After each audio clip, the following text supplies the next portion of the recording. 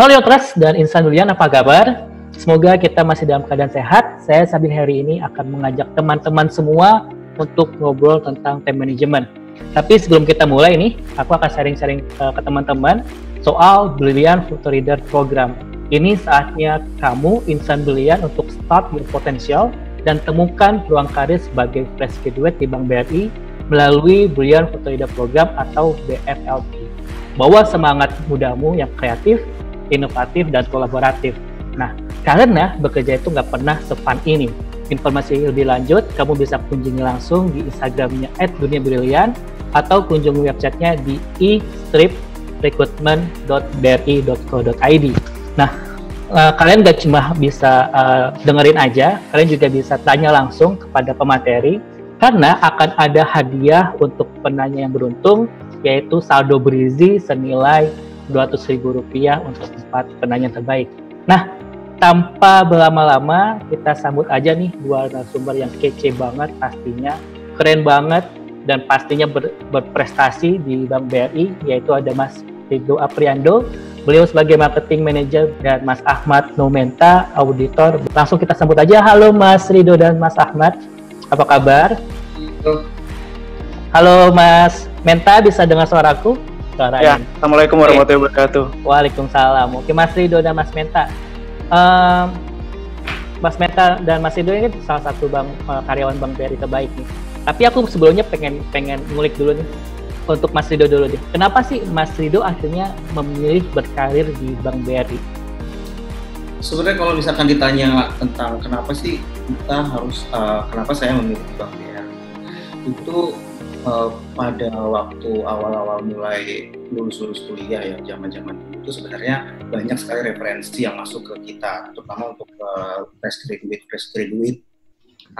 Perusahaan-perusahaan mana saja kira-kira yang memberikan impian-impian kepada fresh graduate untuk bisa sukses gitu, termasuk Bank BRI. Waktu itu saya pilih Bank BRI, kenapa? Karena Bank BRI sendiri sebenarnya ada riwayat apa ya dengan sejarah keluarga, kayak misalkan keluarga PNS. Nah, keluarga saya PNS tapi gaji melalui Bank BRI. Itu sebenarnya salah satu poin kenapa saya bisa akhirnya ada tercetus memilih Bank BRI. Akhirnya saya coba. Waktu itu saya hanya berbekal sedikit pengetahuan tentang Bank BRI itu apa, hanya sebatas bank yang ada di Indonesia tapi bank milik pemerintah. Nah, akhirnya saya coba untuk masuk ke masukkan lamaran pekerjaan saya waktu itu sebagai fresh graduate yang masih awam atas semua perusahaan-perusahaan ya. Nah, akhirnya saya masukkan ke sana. Kemudian pada saat saya sudah mulai masuk dan terjun di sebagai pekerja Bank BRI, saya mulai tahu dan paham kenapa akhirnya saya benar-benar harus bertahan di bank ini. Karena memang Bank BRI itu memiliki sustainabilitas yang luar biasa bagus. Kemudian market capital yang luar biasa tinggi dan bisa bersaing dengan perusahaan-perusahaan bahkan internasional. Dan akhirnya saya berharap dan saya memutuskan untuk, ini saya pilihan tepat saya untuk berkarir dan masuk di Bank BRI. Waktu itu seperti itu, Mas. Oke, berarti Bank BRI adalah perusahaan pertamanya Mas Rido ya? Betul sekali, Mas. Jadi memang sepertinya ini adalah perusahaan yang awal dan terakhir buat saya, karena cinta pertama saya itu yaitu Bank BRI. Oke. First love-nya Bank BRI nih. Iya. Biasanya kan kalau first love itu kita masuk di hati banget ya. Berarti nggak cuma cita-citaan doang, tapi juga pekerjaan masuk ke hati banget. Oh, Mas. Nah, oke. Nah, kalau Mas Menta nih, kenapa sih Mas Menta memilih untuk berkarir di Bank BRI? Oke, motivasi terbesar saya ya, kenapa saya bisa bergabung di Bank BRI. Jadi pada saat itu sebagai seorang fresh graduate, mungkin sama alasannya dengan yang lain, bahwa saya pengen banget bergabung dengan sebuah perusahaan yang bisa menopang masa depan saya, kemudian memiliki tujuan karir yang jelas seperti itu. Dan karena saya juga punya passion di bidang sejarah, Mas, saya memilih berdasarkan timeline sejarah bahwa Bank BRI yang tahun ini itu usianya udah 124 tahun ya, nggak main-main loh, Mas. Yes. Di usia 124 tahun itu tercatat sudah melewati berbagai macam badai krisis gitu, dengan tetap kokoh, dengan fondasi yang kuat dan mengakar melalui core bisnis yang berfokus pada sektor UMKM, di mana kita tahu bahwa sektor UMKM itu sulit untuk tergerus zaman, seperti itu, Mas. Oke, berarti kalau misalnya 104 tahun tuh kira-kira udah 4 generasi kali ya? Iya, seperti itu. Masih kokoh sebagai perusahaan atau bank nomor 1 di Indonesia. Kita sebagai lembaga keuangan yang legendaris lah istilahnya seperti itu. Oke, nah berarti memang sebelumnya memang sudah punya target tertentu ya. Nah, Mas Rido nih sebagai individu yang diharuskan untuk terjadwal nih terhadap aktivitas sehari-hari. Nah, gimana sih caranya Mas Rido ini untuk di-manage diri secara fisik maupun emosi? Kemudian ketika ada hal-hal yang terjadi di luar ekspektasi atau di luar goals awal nih, gimana caranya Mas Rido untuk memanage hal tersebut?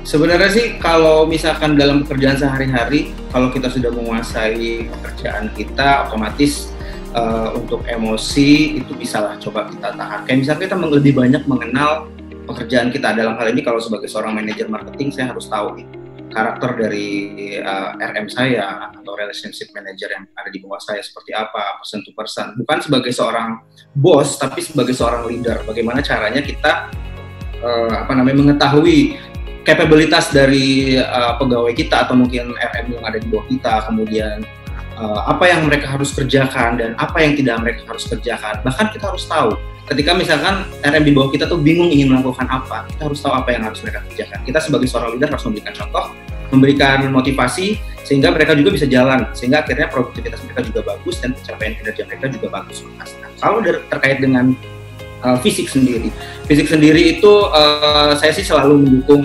pekerjaan saya dengan pola hidup yang lebih baik. Artinya kayak misalkan saya tidur teratur, kemudian saya juga olahraga saya rutin Mas. Saya harus seminggu itu paling tidak saya 2 kali datang ke gym center, atau kalau lagi dalam masa pandemi seperti ini itu saya di rumah ya paling tidak saya melakukan workout kecil-kecilan lah gitu misalnya. Oke. Apalagi di Bank BRI itu fasilitas olahraganya juga banyak banget kan, ada gym center juga, ada lapangan futsal juga ya kan?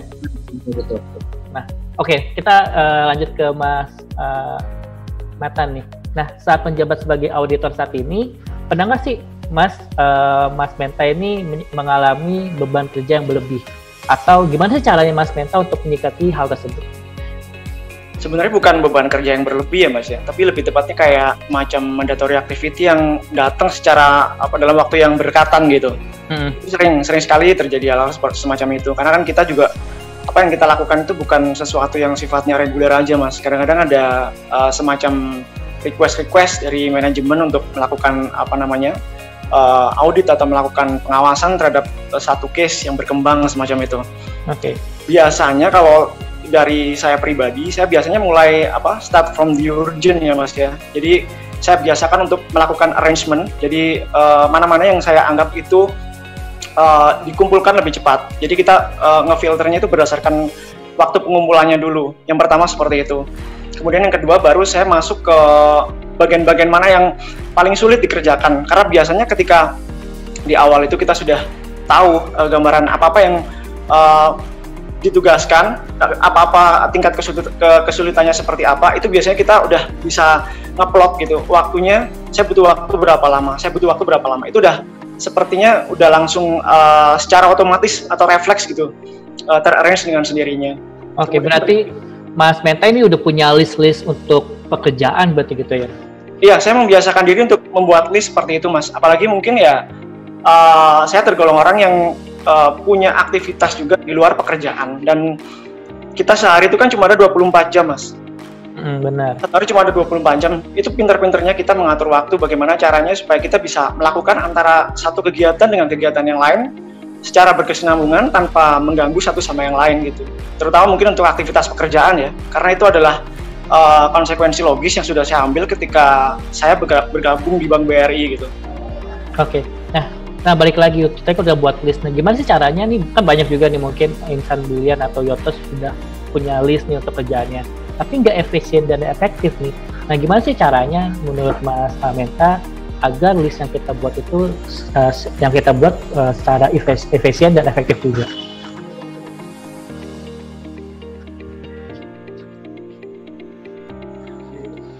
Oke, kayaknya Mas Menta ada kendala sinyal nih. Kita mungkin akan ke Mas Rido dulu deh sebelum Mas Menta menjawab pertanyaan tadi. Nah, Mas Rido kan juga tadi sempat bahas tentang gimana cara kita harus ngatur waktu dan sebagainya. Nah, pernah nggak sih Mas Rido dalam satu kesempatan itu ada kerjaan yang yang sama gitu. Ada kerjaan yang mengharuskan Mas Rido harus multitasking. Pernah nggak sih Mas Rido mengalami hal tersebut? Kalau ditanya pernah atau enggak, pasti semuanya pernah ya Mas. Apalagi kayak kita sebagai seorang marketing, otomatis dalam mengerjakan pekerjaan nggak mungkin yang namanya tidak dicampur dengan pekerjaan lain. Tapi sebenarnya kalau misalkan kita perhatikan lagi, yang namanya multitasking dalam pekerjaan itu sebenarnya nggak baik, karena sebenarnya itu bisa menimbulkan meningkatkan stres, kemudian juga hasil yang tidak optimal dalam pekerjaan yang kita kerjakan, ditambah juga nanti produktivitas kita juga jadi terganggu. Tapi kalau misalkan kita mensiasati bagaimana cara kita melakukan pekerjaan yang multitasking, tentunya kita harus pilih-pilih nih pekerjaan mana yang mau kita multitasking. Kayak misalkan pekerjaannya masih ada kaitannya dengan pekerjaan satunya, nah itu misalkan boleh Mas. Oke. Nah, mungkin seperti itu sih kalau siasat saya Mas. Oke, berarti memang walaupun multitasking bukan sesuatu yang baik, tapi bisa tetap dilakukan kan ya, betul ya? Betul sekali. Sebenarnya juga multitasking itu ada positifnya ya. Kalau misalkan kita lihat dari sisi positifnya, mungkin beberapa pekerjaan bisa selesaikan dalam waktu lebih cepat. Tapi kalau impact yang akan kita lihat lagi, kalau misalkan itu terus berkesinambungan kita lakukan, tentunya produktivitas terus juga hasil yang didapatkan dari pekerjaan multitasking tentunya bisa nggak maksimal. Nah, pinter-pinter kita memilih sebenarnya pekerjaan mana yang harus kita multitasking, baiknya adalah yang berkaitan satu sama lain. Jadi biar hasilnya sama-sama. Oke, nah mungkin Mas Menta udah terhubung lagi nih. Mas Menta, tadi kita terputus nih masalah list agar efisien efektif. Nah, gimana sih caranya Mas Menta itu membuat list tapi bisa cara efisien efektif nih? Karena banyak banget nih mungkin teman-teman Yotos dan Insomnian udah buat list banyak, pekerjaannya udah bagus secara listnya, tapi nggak efisien efektif. Kalau dari Mas Menta sendiri gimana tuh caranya agar efisien efektif? Iya, secara garis besar itu kita harus bisa ini Mas ya, bisa membedakan mana-mana hal yang memang itu urgensi atau hal yang punya tingkat urgensi tinggi dan mana-mana yang mungkin bisa dikerjakan pada segmen kedua, seperti itu kalau dalam kamus saya, seperti misalnya urusan pekerjaan misalnya. Ada hal-hal yang memang kita ada deadline di tanggal-tanggal tertentu, itu yang sudah masuk dalam list saya ketika saya membuat satu arrangement waktu atau list yang harus saya kerjakan tadi gitu. Kemudian baru selanjutnya saya memasukkan hal-hal yang memang bisa saya lakukan dan itu terkait dengan passion saya misalnya. Oke, Mas Menta ini juga kan selain sebagai karyawan Bank BRI juga suka nulis kan nih ya, dan bahkan merilis buku biografi sejarah. Nah, kan maksudnya nggak ada hubungannya kan ya antara kerjaan sekarang sama sejarah. Kenapa sih memilih tema sejarah yang jauh dari dunia profesi Mas Menta sekarang? Iya, karena kalau buat saya itu bahwa kita bisa punya statement bahwa kita bisa melakukan banyak hal gitu di luar stigma atau prototipe tertentu yang ada dalam diri kita atau lingkungan kita gitu. Misalnya passion ya, terkait dengan passion. Apa yang saya lakukan dengan passion itu, saya berusaha untuk memupuk dan juga menyuburkan secara terus menerus sampai detik ini Mas. Itu bukan hanya sebagai penyeimbang dalam hidup saya. Artinya ketika kita melakukan rutinitas keseharian kita juga butuh yang namanya intermezzo kan ya Mas ya? Iya benar. Itu sebagai penyeimbang jiwa, lebih sehat lah secara mental seperti itu. Nah, saya juga memilih passion itu mana-mana yang memang membangun buat diri saya. Artinya mungkin sekarang nggak nyambung, tapi ke depan juga kita kan nggak tahu apa yang saya kerjakan itu nanti bermanfaat atau enggak, kan kita juga nggak tahu. Artinya selama itu positif, saya yakin benefitnya pun juga positif gitu. Pasti akan punya value hidup sendiri lah. Oke. Gitu. Ada tantangan nggak sih Mas untuk kita tadi Mas bilang kita kan juga Indonesia manusia kan punya waktu yang sama kan 24 jam. Nah, gimana cara tantangannya Mas untuk bisa mengatur waktu di tengah keterbatasan waktu ini? Sebenarnya harusnya kalau passion itu harus dilakukan sebagai sebagai waktu yang menyenangkan ya Mas ya buat kita. Jadi jangan sampai itu membuat kita juga merasa kehilangan bagian-bagian atau fragmen kehidupan kita yang lain karena passion itu. Tapi kebetulan pada saat menyelesaikan buku saya yang pertama ya, contohnya itu, memang saya harus punya deadline tersendiri yang akhirnya saya harus mengambil keputusan itu mengambil bagian atau waktu tidur saya gitu. Oke. Kayak iya kan seperti di awal saya bilang bahwa pekerjaan itu yang nomor satu buat saya. Jadi itu sebagai konsekuensi logis. Sementara untuk hal-hal lain, misalnya seperti menulis buku, ketika saya sudah membuat planning di awal, misalnya kayak di awal tahun saya udah bikin skala jangka panjang gitu untuk buku ini. Saya mengalokasikan waktu itu sudah udah sesuai dengan apa yang ada dalam bayangan saya. Misalnya kayak, saya pengen merilis buku ini pada saat bulan September. Berarti pada saat bulan Juli saya sudah harus menyelesaikan. Sementara buku itu tulisan itu saya mulai di bulan Januari. Artinya saya nggak mau melanggar atau tidak disiplin terhadap hal-hal yang sudah saya rencanakan dari awal gitu. Nah, karena itu ya berarti harus ada hal lain yang saya korbankan. Salah satunya adalah waktu tidur. Oke, berarti memang selama proses penulisan itu saya tiap hari tidur 4 jam, Mas. Dan itu mungkin jadi pembelajaran buat saya ya. Kita kan terus belajar, terus berprogres dengan hal-hal yang kita jalani sehari-hari gitu. Buat saya itu pengalaman berharga dan next saya nggak mau kehilangan waktu tidur seperti itu. Berarti emang ada sesuatu yang dikorbankan gitu Mas Menta ya? Ya, akhirnya jadi juga Mas, kayak gini Mas. Wih, ya bukunya keren banget tuh. Apa? Oh, tentang ini. Period Tendean ya? Ada pahlawan revolusi yang menjadi ikon millennials untuk saat ini, Mas. Iya, itu wajahnya juga sosok yang ini banget kan, bisa menjadi inspiratif juga untuk anak-anak muda Indonesia. Nah, kalau tadi Mas Menta kan nulis buku nih, kegiatan lainnya. Kalau Mas Rido ada nggak sih Mas kegiatan lainnya selain bekerja di Bank BRI? Sebenarnya sih kalau misalkan nanyain pekerjaan di luar BRI, itu saya pasti ngambilnya pekerjaan berkaitan dengan hobi, Mas. Dulu waktu kuliah kan saya ngambil UKM-nya itu unit kegiatan mahasiswanya sebagai penyiar. Penyiar di salah satu komunitas. Nah, sekarang akhirnya saya mencoba sebagai seorang konten kreator untuk YouTube, dan sekarang juga punya aktivitas di weekend, tapi ngambil cuma weekend aja.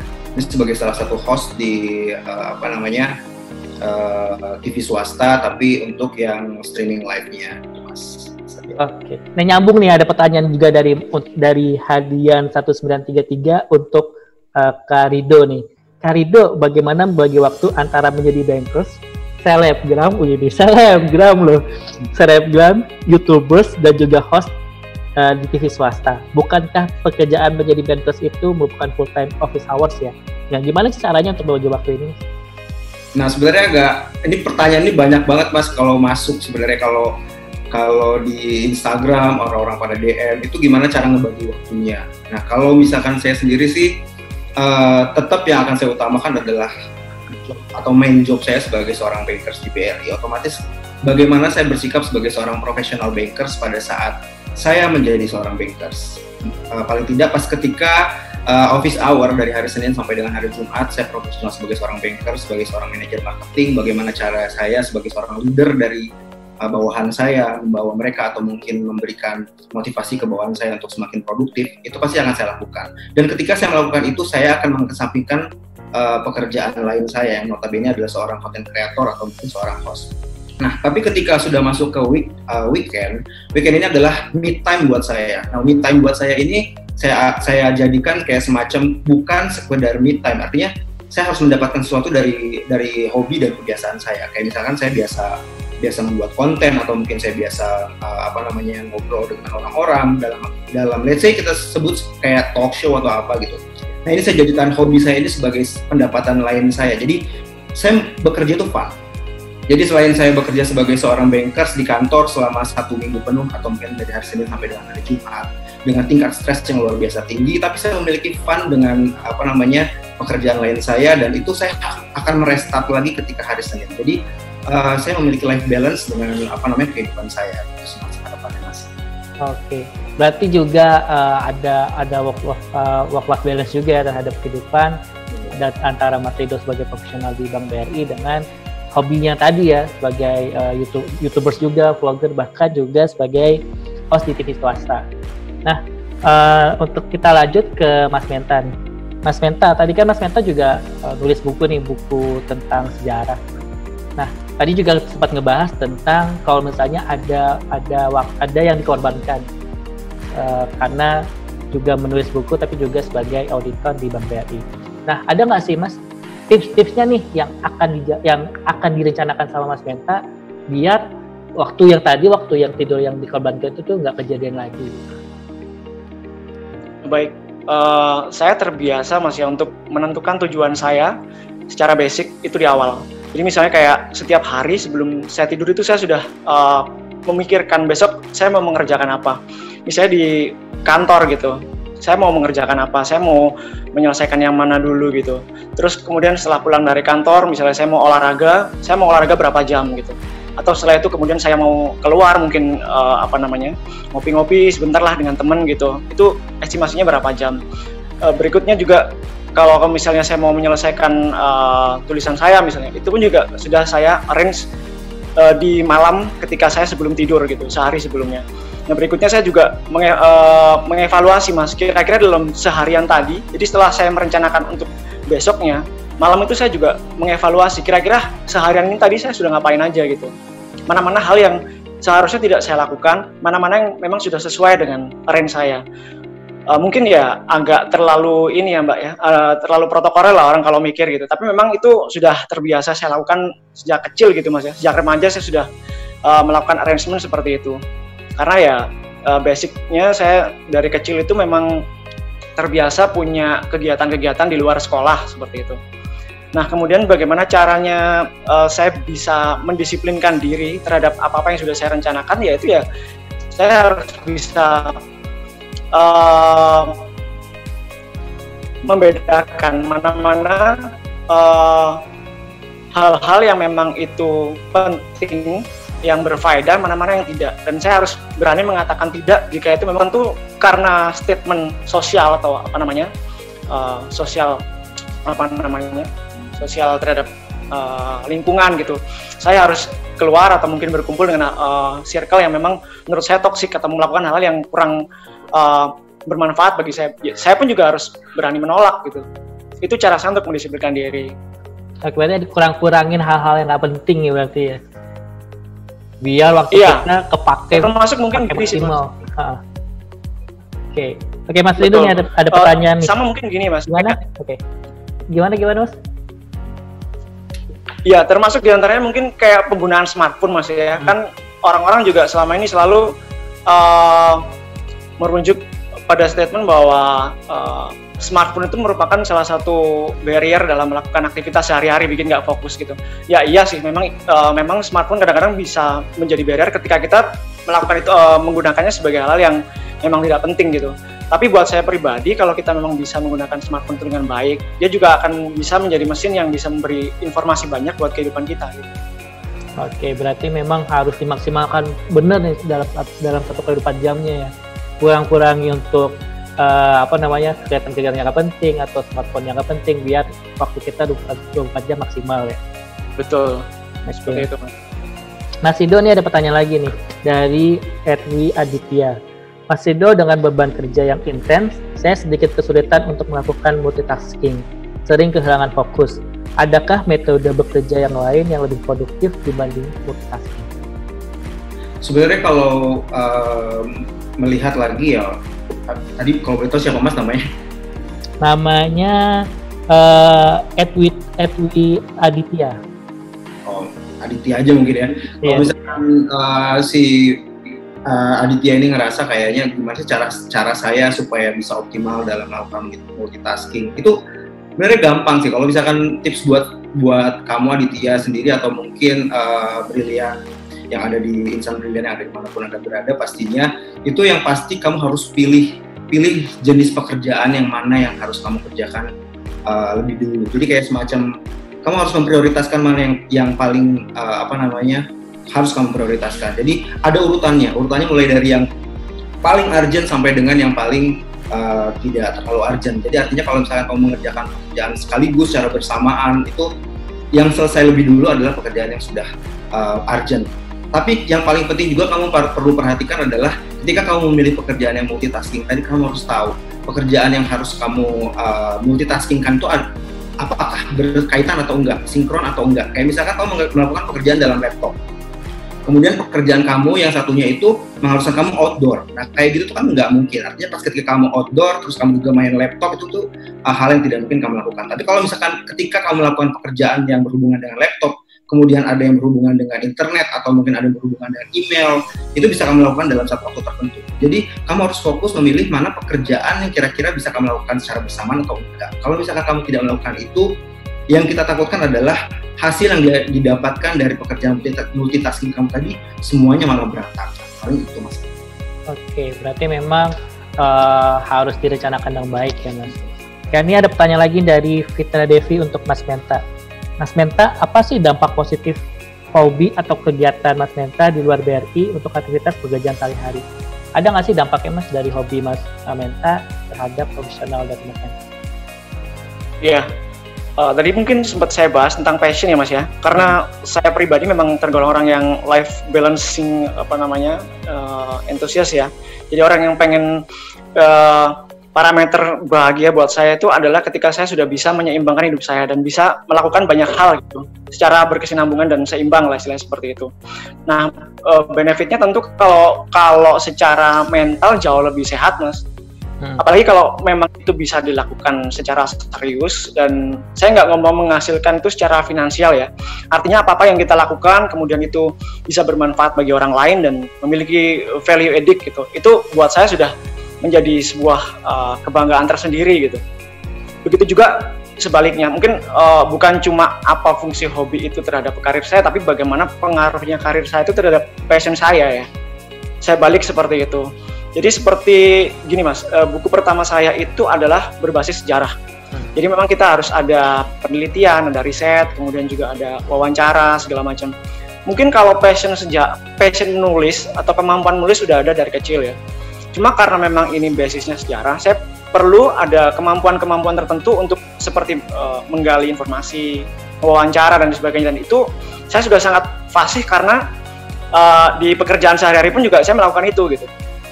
Jadi teknis pekerjaan pun juga saya gunakan sebagai proses penggalian informasi ketika saya merancang buku pertama saya ini, seperti itu. Oke, aku penasaran sih, Mas Menta tuh dapat inspirasi nulis buku sejarah tentang Kapten Tendian tuh dari mana sih Mas? Sebenarnya karena saya punya passion di sejarah juga Mas, saya suka menulis, saya suka sejarah. Tapi kalau ditanya kenapa kok sejarah ya, karena buat saya sekarang ini kan pelajaran sejarah pun di sekolah itu sudah mulai banyak tergerus, sudah banyak direduksi semacam itu. Dan saya pengen banget ketika saya menulis itu ada hal-hal yang memang bisa bermanfaat bagi orang lain lebih dari sekedar hiburan gitu. Buat saya seperti itu. Dan kebetulan dengan tujuan saya seperti itu, sepertinya semesta juga mendukung. Dan akhirnya saya dipertemukan dengan orang-orang yang mungkin bisa membantu saya dalam proses penggalian informasi, atau mungkin saya dipertemukan dengan keluarga-keluarga atau mungkin kerabat-kerabat yang banyak ikut membantu dalam membangun fondasi untuk buku ini. Seperti itu. Semesta mendukung ya Mas? Iya, buat saya gitu sih. Karena sejauh saya, ini mohon maaf ya Mas ya, bahasanya jadi kemana-mana. Sejauh saya hidup itu kebanyakan apa-apa itu saya sudah menyambungkan dengan kok saya bisa ketemu dengan ini, kok saya bisa dipertemukan dengan kejadian seperti ini, dengan pekerjaan seperti ini, oh saya bisa berbicara dengan si A, si B, si C. Kadang-kadang itu di luar ekspektasi saya sebelumnya gitu. Nah, buat saya itu apa namanya kalau bukan semesta kan?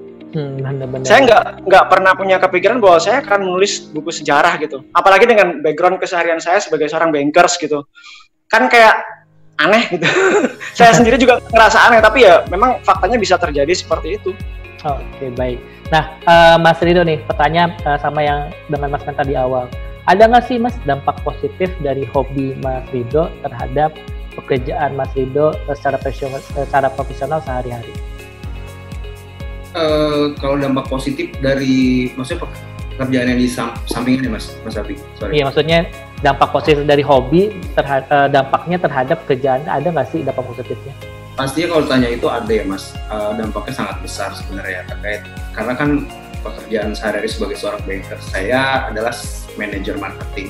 Saya setiap hari dituntut harus komunikasi dengan banyak orang, ketemu dengan orang-orang baru, nasabah-nasabah dengan berbagai macam kebutuhan terkait dengan fasilitas perbankan yang mereka mau, terus juga nasabah-nasabah yang membandingkan, mengcompare fasilitas yang mereka dapatkan dari bank A, bank B, bank C. Jadi untuk itu kita dituntut kayak semacam kemampuan untuk bagaimana cara mengkomunikasikan bagaimana produk-produk yang ada di BRI ke mereka. Nah, korelasinya dengan kegiatan saya atau kebiasaan saya atau hobi saya yang di luar BRI tentunya itu berhubungan, Mas, karena di luar sana saya juga hobi saya cocok juga, ngomong juga, ketemu dengan orang kayak gitu, menghasilkan sesuatu yang berupa materi, tentunya itu ke bawah secara otomatis di lingkungan pekerjaan saya secara profesional di perbankan. Bagaimana cara saya mempengaruhi orang untuk akhirnya bergabung dan join dengan perusahaan dalam hal pemberian fasilitas, atau mungkin bagaimana cara kita memberikan informasi ke nasabah. Ini loh sebenarnya Bank BRI itu punya fasilitas-fasilitas dan fitur-fitur yang benar-benar mereka butuhkan. Walaupun sebenarnya itu disandingkan dengan bank-bank lain, bank-bank lain juga punya produk yang sama, tapi apa sebenarnya keunggulan dan poin yang bisa kita kasih ke nasabah, ke debitur, baik itu service atau mungkin juga fitur produk, bagaimana cara kita menyampaikannya, tentunya itulah yang jadi poin plusnya, Mas. Jadi korelasinya bagaimana cara kita menyampaikan ke nasabah sehingga akhirnya nasabah mau gabung ke kita untuk menikmati fitur dan fasilitas dari Bank BRI itu sih, Mas. Oke, berarti memang saling berkaitan, Mas, ya, antara hobi dengan pekerjaan sehari-hari. Ada sisi positif yang bisa diambil dari itu ya. Nah, tadi kan masalah ini, Mas, masalah positif nih. Ini nyambung pertanyaan dari Inisial Lala. Apa hambatan sebagai konten kreator dan sebagai pegawai kantoran? Kemudian cara mengatasi kerjaan over deadline seperti apa, baik pekerjaan di BRI maupun kegiatan di luar kegiatan Bank BRI. Sebenarnya sih ini buat yang Syalala tadi ya, Mas ya. Nah, kalau poin pentingnya adalah jangan menunda pekerjaan. Itu yang selalu disampaikan oleh atasan saya kepada saya, kemudian juga saya kepada bawahan saya, RM saya. Jangan sekali-sekali namanya menunda pekerjaan. Jadi sebisa mungkin apa yang sudah kita kerjakan dan sudah kita dapatkan satu hari ini, itu selesaikan hari ini. Jangan sampai kita tunda untuk besok dan besok. Karena kalau misalkan kita tunda, otomatis pekerjaan besok juga tertutup dengan hari ini. Nah, kalau misalkan sudah seperti itu, kamu sudah pasti akan terkekang, kebebasan kamu untuk melakukan ekspresi di luar, menyalurkan hobi kamu juga terkekang, sehingga ide-ide kreatif kamu jadi nggak muncul. Nah, sebenarnya itu poin pentingnya adalah jangan sekali-sekali kamu menunda pekerjaan kamu. Oke, poin pentingnya jangan sampai menunda pekerjaan kamu ya. Nah, kalau Mas Menta, ada nggak sih hambatan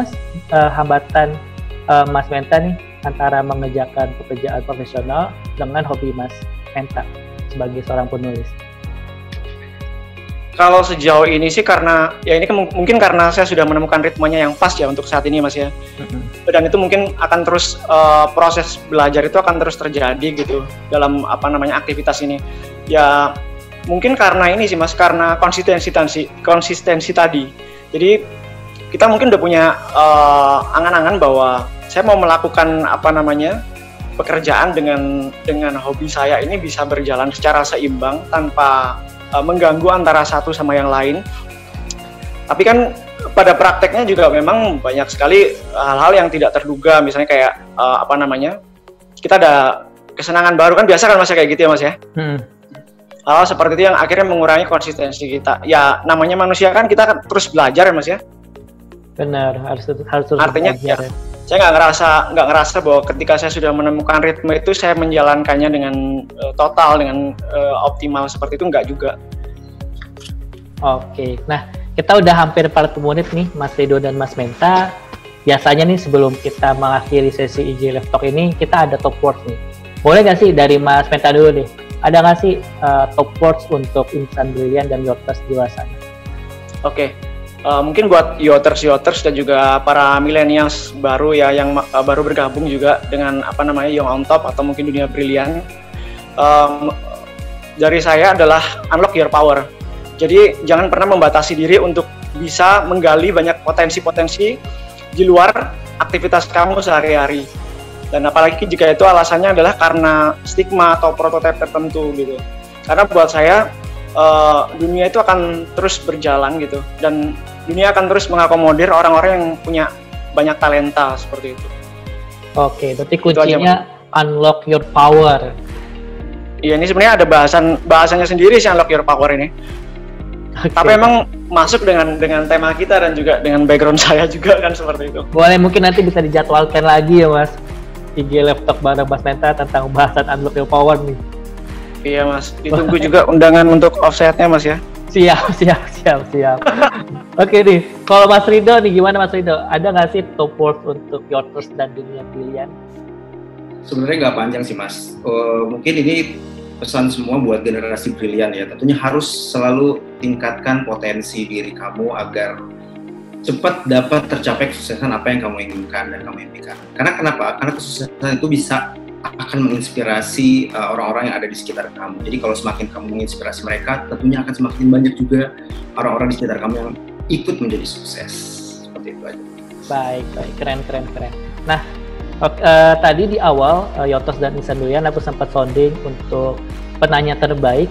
4 penanya terbaik akan mendapatkan saldo Brizi total Rp200.000 dan berikut adalah nama pemenang saldo Brizi, yaitu pertama adalah @hadian1993, kemudian @uyaditya, kemudian ketiga @intan dewasari, dan keempat adalah @fitra devi. Nah, udah berasa banget Mas Rido dan Mas Menta, kita sudah hampir di ujung acara.